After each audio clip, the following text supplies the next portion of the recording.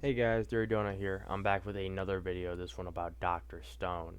Now some of you may be asking, is he ever going to come out with another Black Clover? What's going on? I fully intend to finish every show that I started on, and I just want to add a little bit more variety in my shows. So and with the Umbrella Academy last show, it was actually originally 16 minutes long. I had to redo it because I had audio issues. That's why I'm wearing this new mic. Uh, Without further ado, let's get right into it.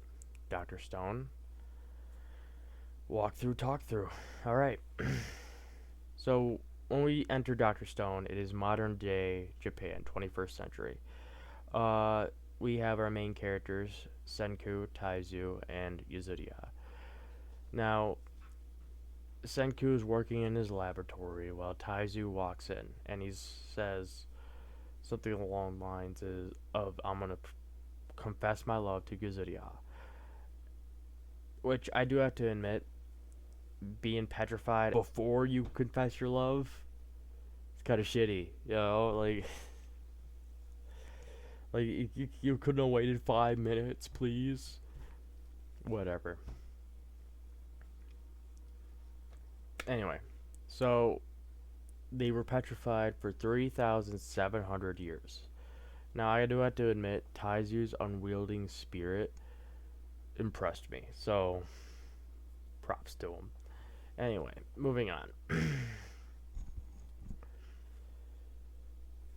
I've seen plenty of characters with like superior intelligence and like sort of like that, built sort of like with supposed to have superior intelligence. But Senku kind of takes it to a whole nother level. And I also kind of like the show because the things you can do in the show are kind of things you could do in real life. Like if you really did this, like it looked for the stuff that he's talking about and tried to do it, I guarantee you it would probably seem the same process. Now,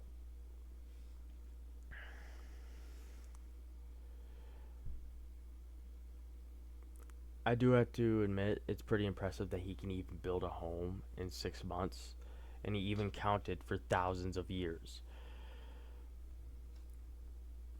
Plus, I did love when Senku and Taizu were perfectly in sync. As soon as Taizu woke up from the stone, like immediately, they were like perfectly freaking in sync. Uh,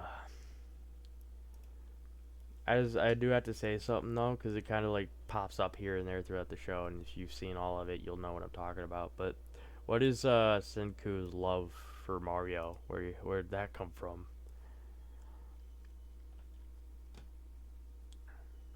I do have to admit Senku's try again attitude is pretty good for a science nerd. Um, and I also have to consider the fact that Taizu's brute strength is like a cheat code for stamina. Of course, so Senku's kind of said that, so I'm just kind of repeating what he said. But I fully agree with it. I think the best part about Taizu, personally, is the fact that he knows he's an idiot. Like, he knows he's a moron, and he's okay with it. He lets Senku do all the thinking. He knows he's an idiot, and he's okay with it. It's the funniest shit ever. So they start distilling wine, and their goal is to get some Nidal so they can make some miracle fluid to kind of save their friends. During this time, Taizu uses his clams to shave his face. Now, I will admit that Senku kind of like tricked him into doing it, but at the same time, what what goes through your head when you think that clams are gonna help shave your face? They're gonna hurt like a bitch. Anyway, 1 year after Senku and Taizu get to work on trying to beat purification or petrification, Senku finally cracks the code and they're ready to help Yuzuriha out of her stone cage. Moving on to when they're there and, you know, Taiju's got her in the arms. got her in his arms or whatever. I just love the censoring they kind of went with. Because it's not like the same type of censoring. It's not like you're just adding a bleep there or like a black line or fucking pixeling. No, no. Their censoring is poking the shit out of Senku's eyes.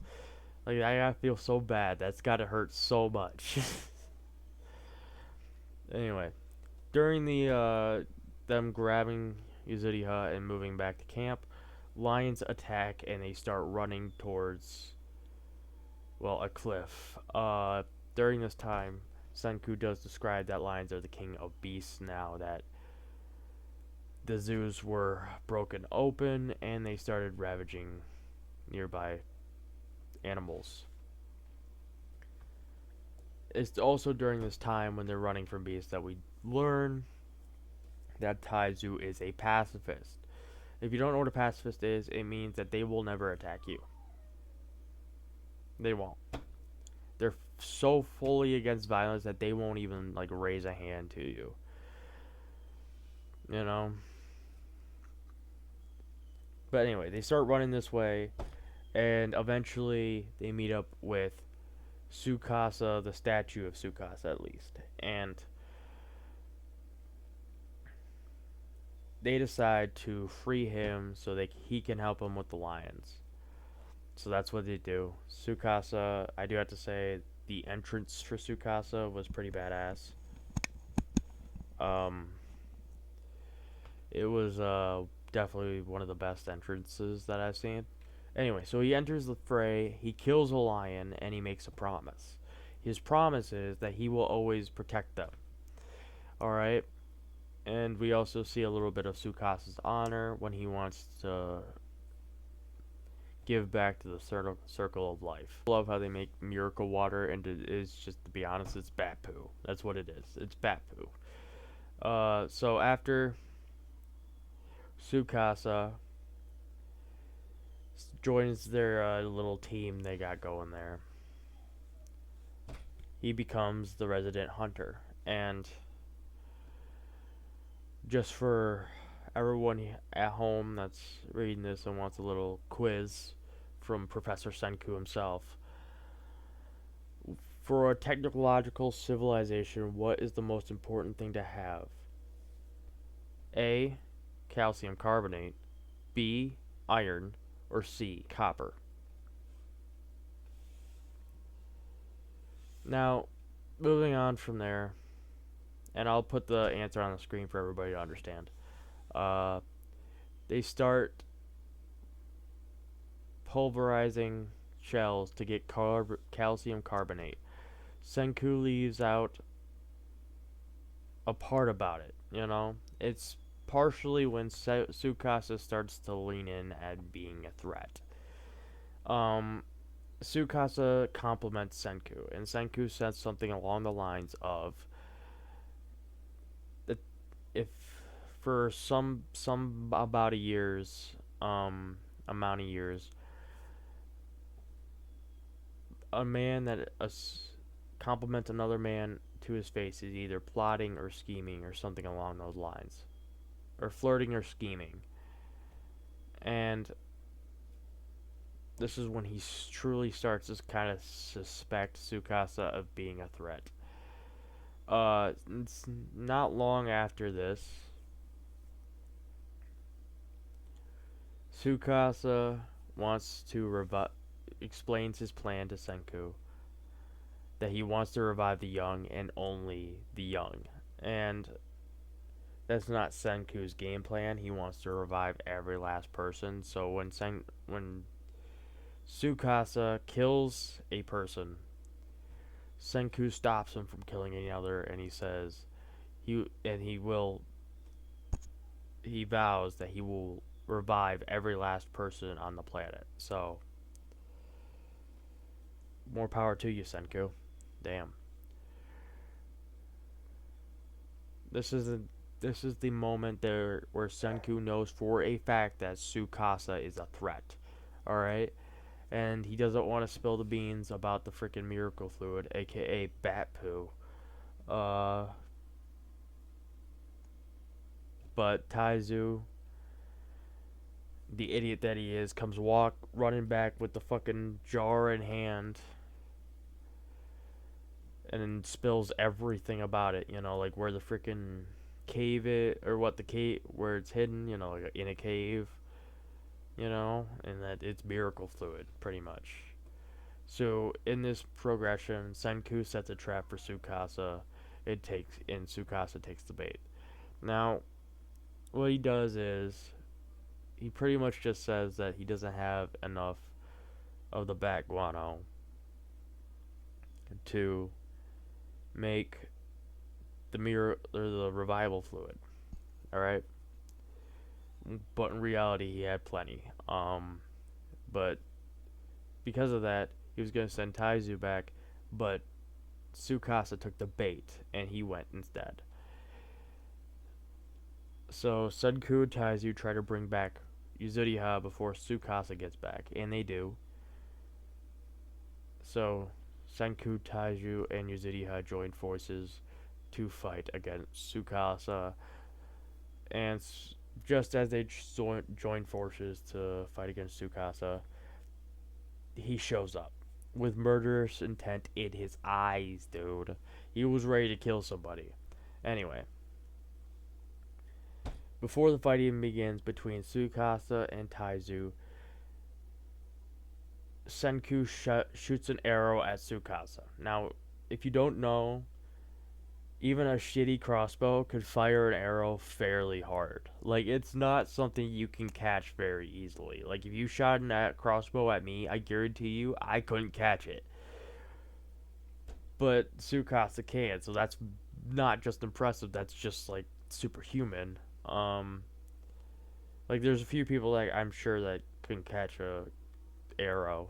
Like, I saw this one video or clip of this guy shooting an arrow. I'll see if I can pull it up and throw it up here. But like, shoots an arrow at, like a bunch of like trash can lids or something, and it bounces around, and he just grabs it on the way out. Like it's pretty cool. Anyway, so after this they get into a big scuffle. Obviously Taiju doesn't fight since he's a pacifist. So Tsukasa soon leaves, and Senku devises a plan to make weapons of science. If you don't know what he's talking about, it's gunpowder. Anyway, so he starts walking his way down to Okinawa Hot Springs.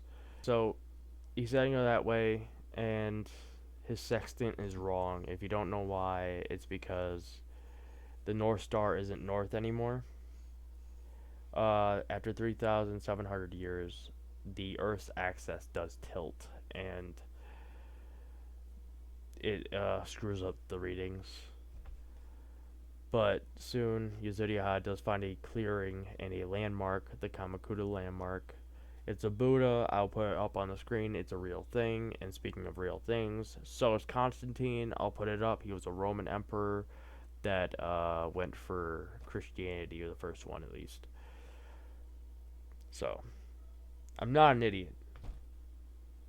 I just called myself an idiot.